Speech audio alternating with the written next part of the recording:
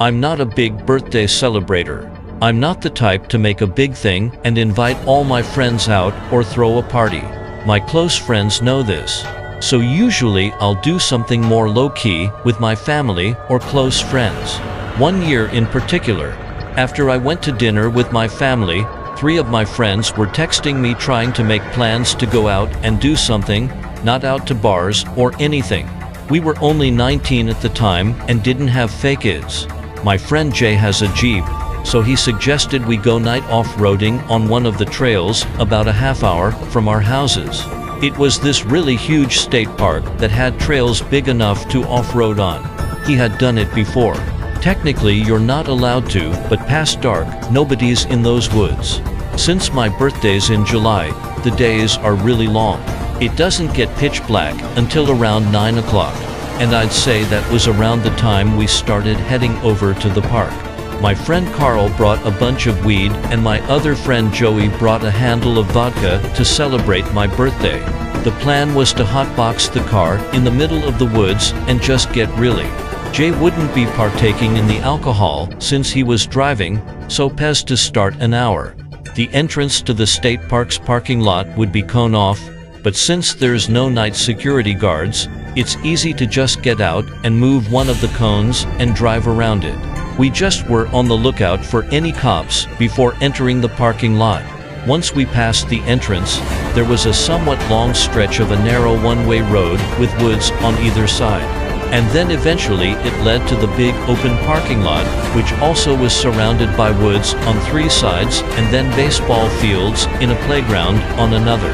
Jay knew exactly where to go to get to the trails, which were technically for walking, but they were plenty wide enough to drive on, according to him. We made sure there were no cops sitting in the parking lot before entering the trail, though. Once we were on the trail, Jay turned his bright sun to have better visibility. Some parts of the trail were definitely very bumpy and tight, where he'd have to drive slowly to be sure not to scrape any trees or bushes on either side.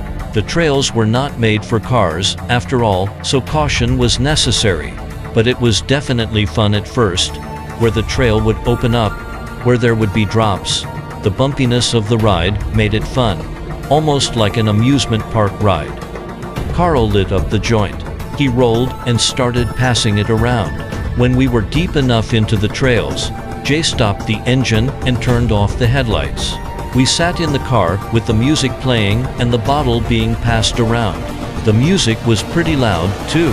So when all of us thought we heard something from outside, he genuinely went silent and looked at each other. Jay turned off the music and we all said, basically at the same time, "What was that, or did you guys hear that?" We all agreed it sounded like a high-pitched screaming.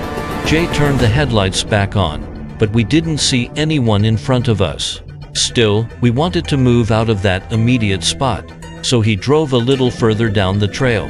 Once we stopped, again, we agreed it might have been a female fox.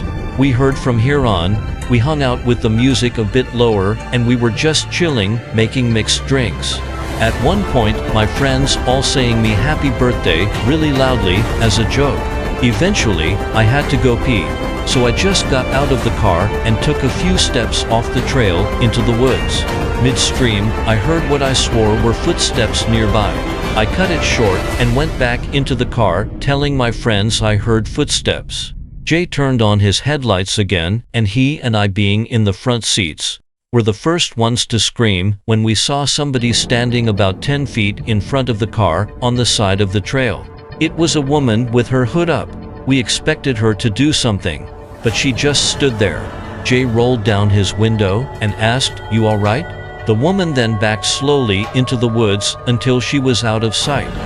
It was at this moment that Carl in the back somehow, while zonked out of his mind, noticed something horrifying. I still remember the moment he said, "Guys, we're surrounded." And all of us started looking around in the woods. And there had to be at least 3 other people dressed in sweaters with the hoods up on different sides of the car, all looking at the car. Though, mind you, this was not a cold night. It was the middle of July. They were all standing right off the trail in the woods. Carl in the backseat screamed, causing us to turn around and see a man standing right outside the back windshield looking in. The red glow from the taillights created this creepy red glow in the guy's deadpan expression. I screamed to get us out of here. Just go. And Jay listened. He put the car and drive and went as fast as he possibly could over the various rocks and bumps in the trail. We were all freaking out, and the way off that trail took way too long. But when we finally reached the pavement again, through another exit of the dirt trails, I know we were all relieved. Jay, the most sober out of all of us, told the rest of us, who were either drunk or really high, that we're going straight home.